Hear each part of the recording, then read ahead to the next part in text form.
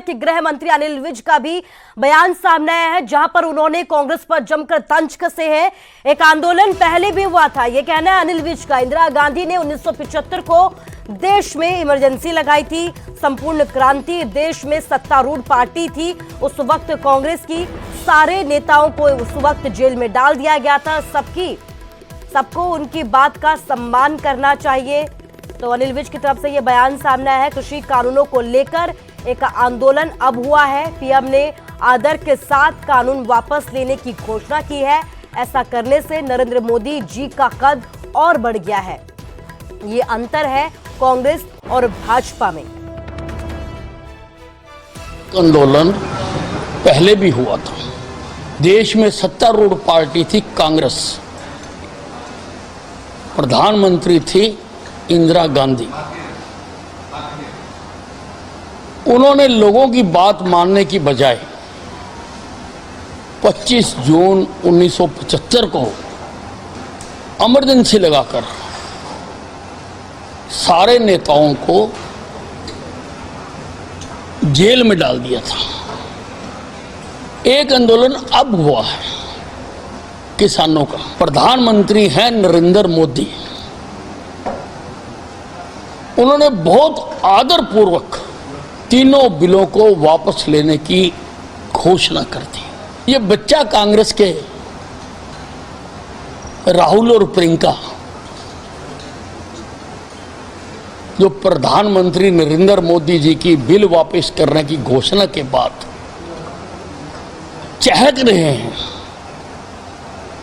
उनको पहले अपने खानदान का और अपनी पार्टी का इतिहास।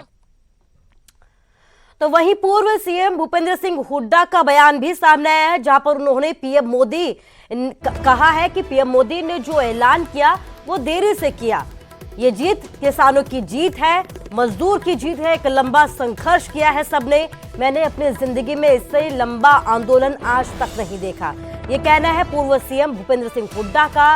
ये किसान खुद अपनी लड़ाई लड़ रहे थे। मैं प्राइवेट मंडियों के विरोध में नहीं हूं, ये हुड्डा की तरफ से कहा गया है। अगर पहले फैसला ले लेते तो इतना नुकसान अब तक नहीं होता। प्राइवेट मंडी में भी एमएसपी लागू होनी चाहिए। कल जो प्रधानमंत्री जी ने ऐलान किया तो उसके बारे में तो मैं ये कह सकता हूँ, it is better to be late than never. ये पहले फैसला आ जाता तो इतना नुकसान नहीं होता। कहता है देरी की पर थोड़ी देरी की। उस बात का तो प्रधानमंत्री जी का किसानों ने भी और ऑर्गेनाइजेशन ने भी और भी कहा है, तो धन्यवाद किया है।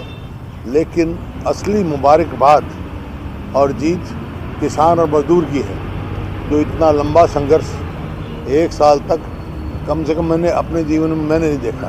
होते हैं आंदोलन भी चलते हैं, संघर्ष भी चलते हैं, लेकिन जितना लंबा ये चला है किसानों का और मजदूरों का, इतना अपने जीवन में देखा, तो उनको मेरी मुबारकबाद है।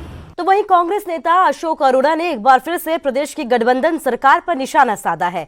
1 करोड़ की रिश्वत के आरोप हरियाणा पब्लिक सर्विस कमीशन के डिप्टी सेक्रेटरी के मामले में पूर्व मंत्री अशोक अरोड़ा ने हमला बोला है। उन्होंने आरोप लगाया है कि भ्रष्टाचार मुक्त का नारा देने वाली प्रदेश की सरकार में हरियाणा पब्लिक सर्विस कमीशन के अंदर ही HPSC के सेक्रेटरी 1 करोड़ की रिश्वत के साथ पकड़े जा रहे हैं।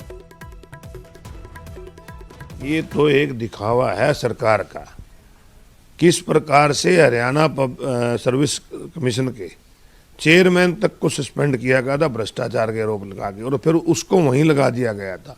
और नकल करते हुए पेपर में कितने ही लोग पकड़े जा रहे हैं, कितना आगे से आगे रैकेट चलता जा रहा है, कितने घोटाले हुए। और इससे ज़्यादा शर्मनाक बात क्या है कि हरियाणा पब्लिक सर्विस कमीशन का जो सेक्रेटरी है वो 1 करोड़ रुपए की लेता हुआ पकड़ा गया। ये सरकार के जो दावे हैं सिर्फ दिखावे के दावे हैं। हरियाणा प्रदेश के अंदर भ्रष्टाचार देश में सबसे ज्यादा है। और फिलहाल यहां रुकेंगे एक छोटे से ब्रेक के लिए।